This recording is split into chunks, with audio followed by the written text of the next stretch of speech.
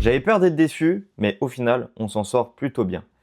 Aujourd'hui, on va parler de Scarlet et l'éternité, le nouveau film de Mamoru Hosoda. Et bien sûr, si tu arrives ici par hasard et que ce type de vidéo t'intéresse, je t'invite à t'abonner, à liker et à partager la vidéo pour des personnes qui seraient intéressées pour aller découvrir ce film au cinéma et qu'il faudrait un peu motiver parce que je vais en dire beaucoup de bien. Capturez la princesse! Arrêtez de vous battre! Posez vos armes et parlez-vous! Il a animé Dragon Ball Z, il aurait pu réaliser Le Château Ambulant et il a fait un remake de La Belle et la Bête qui est Mamoru Hosoda. Il est né le 19 septembre 1967 dans la préfecture de Toyama. C'est un passionné de dessin qui va faire ses études en art à l'université et qui va par la suite essayer de rentrer dans la formation Ghibli. Malheureusement, il va pas être pris. Mais c'est pas grave parce qu'il finit par intégrer le studio de la Toei et c'est là-bas qu'il va être animateur clé sur beaucoup d'animés, notamment Dragon Ball Z, mais aussi Sailor Moon ou Slam Dunk. D'ailleurs, sur Dragon Ball Z, le gars, il est quand même animateur clé sur les 2 films avec Broly. Il va quand même se mettre à la réalisation un peu plus tard et il va réaliser 2 films Digimon, un en 99, un en 2000. Et puis ensuite, il va être approché par les studios Ghibli pour réaliser Le Château Ambulant. Manque de bol, Mamoru Hosoda, c'est quelqu'un qui a des idées très arrêtées et qui aime pas qu'on lui mette des bâtons dans les roues. Donc, après une mésentente avec les producteurs de chez Ghibli, il va finir par quitter l'entreprise. Et c'est pourquoi nous avons Miyazaki-sama qui ensuite prend le relais et qui finalement réalise ce film alors qu'il était censé prendre sa retraite comme il l'a fait plusieurs fois tout au long de sa carrière. Mais c'est pas grave parce que Mamoru Hosoda, il reste avec Toei et réalise un film One Piece. Il va ensuite quitter le studio Toei pour rentrer chez Madhouse et va réaliser pour eux La Traversée du Temps et Summer Wars. En 2011, il décide de créer son propre studio qui sera le studio Shizu. Ce studio va lui permettre de produire des films très personnels comme Les Enfants Loups Ameyuki, qui est un film qui est quand même assez connu. Le Garçon et la Bête, qui est un film que moi j'affectionne tout particulièrement. Mirai, ma petite sœur, que pour le coup, j'ai pas encore vu. Et également Belle, qui est du coup cette nouvelle adaptation de La Belle et la Bête, très inspirée du conte, mais aussi très inspirée du Disney, où on reconnaît pas mal de décors, on reconnaît pas mal d'ambiance, qui est une comédie musicale plutôt intéressante. On va suivre la chanteuse qui va incarner Belle dans un univers virtuel. Franchement, c'est un film qui avait divisé, mais c'est un film que moi j'aime beaucoup, que je vais pas mettre à la hauteur de ses plus grands films, mais c'est un film que je kiffe revoir, quoi. Et du coup, cette année, nous nous retrouvons avec Scarlet et l'éternité, son tout dernier film, qui est un film que j'ai beaucoup aimé. Déjà, ce film s'inspire très librement de Hamlet. On va suivre Scarlet, la fille du roi Hamlet du Danemark, qui va être trahie par son frère Claudius. Scarlet, elle va vouer sa vie à se venger de lui. Sauf que elle va finir par mourir avant de pouvoir accomplir sa mission et se retrouver dans le royaume des morts. Elle apprendra dans ce royaume des morts que son oncle y est également présent et elle va essayer du coup d'assouvir sa vengeance, même en étant mort. Ça reste du Mamoru Hosoda et ça peut être un peu lent comme rythme. Il prend le temps de poser ses univers puisque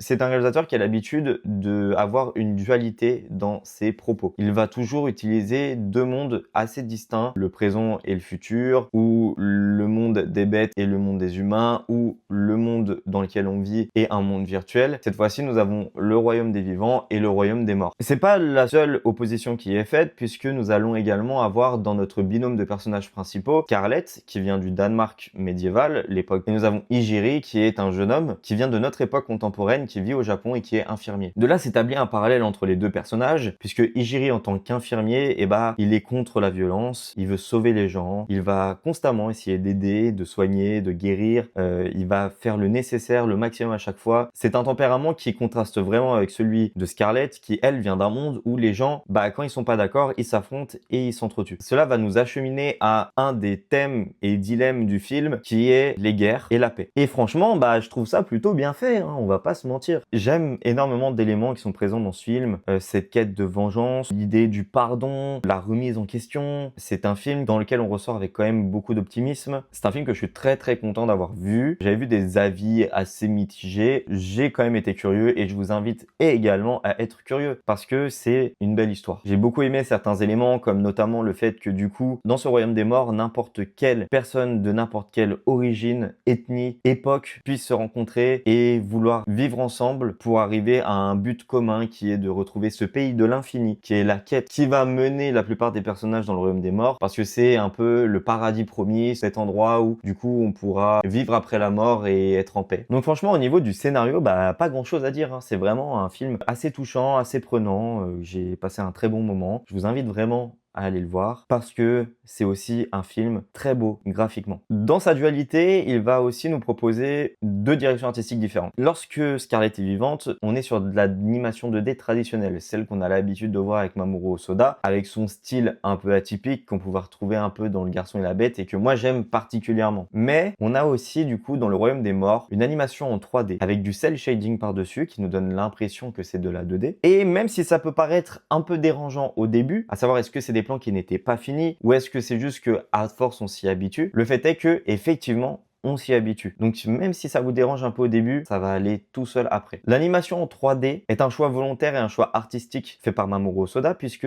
en réalité, ça lui a demandé beaucoup de travail. Déjà parce que c'est une technique qu'il ne maîtrisait pas forcément, même s'il l'a déjà utilisé un peu sur Belle. C'est pour apporter un aspect réaliste tant par l'animation que par le design des personnages. Et on se retrouve avec des persos qui ont énormément de détails, qui vont être dans un endroit où ils vont vite se salir, où ils vont avoir de la poussière sur eux, des blessures. Et c'est important du coup de réussir à les resituer au même moment. Et donc du coup, simplement appliquer des textures et ensuite mettre l'animation nous permet de garder en fait les blessures, les salissures au bon endroit et ne pas créer de problème au niveau de la continuité. De plus, ça nous apporte aussi également beaucoup de bonnes scènes et de très bonnes mises en scène, notamment sur des combats à chevaux entre Scarlett et des bandits. Il y a un des combats qui est incroyable. C'est dynamique, c'est percutant, c'est plutôt bien chorégraphié d'ailleurs. À noter que alors oui, c'est pas toujours parfait, mais il y a des plans où parfois l'animation, elle est incroyable. Les textures, elles sont tellement bien rendues qu'on a presque l'impression que c'est de la 2D. Et je pense qu'un œil aiguisé comme quelqu'un qui bosse dans l'animation et qui s'y intéresse particulièrement va le reconnaître. Je pense que quelqu'un qui n'est pas vraiment familier et qui va pas avoir l'habitude d'identifier les différents styles d'animation, et ben il peut s'y tromper. Donc très content du coup de ce choix artistique, même si j'étais très mitigé à la base quand j'avais vu les extraits. En fait, ça marche plutôt bien et ça permet aussi pas mal de choses. Il y a aussi des décors qui sont fabuleux. Alors parfois certains sont modélisés en 3D, on essaye de les rendre réalistes et ça se remarque un peu. La plupart ils sont peints et ils sont franchement fabuleux. Donc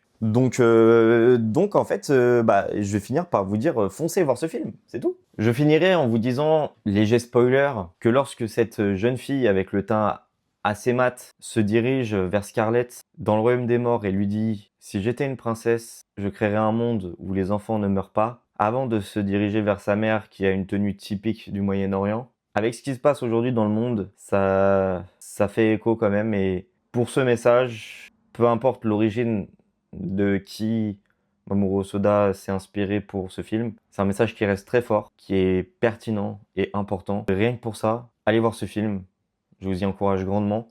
Et invitez d'autres gens à aller voir ce film également. Je pense que c'est quelque chose de très important. Je vous remercie grandement d'avoir regardé cette vidéo. Si tu le souhaites, tu peux t'abonner, liker et partager. Je te remercie et je te dis à bientôt pour une prochaine critique.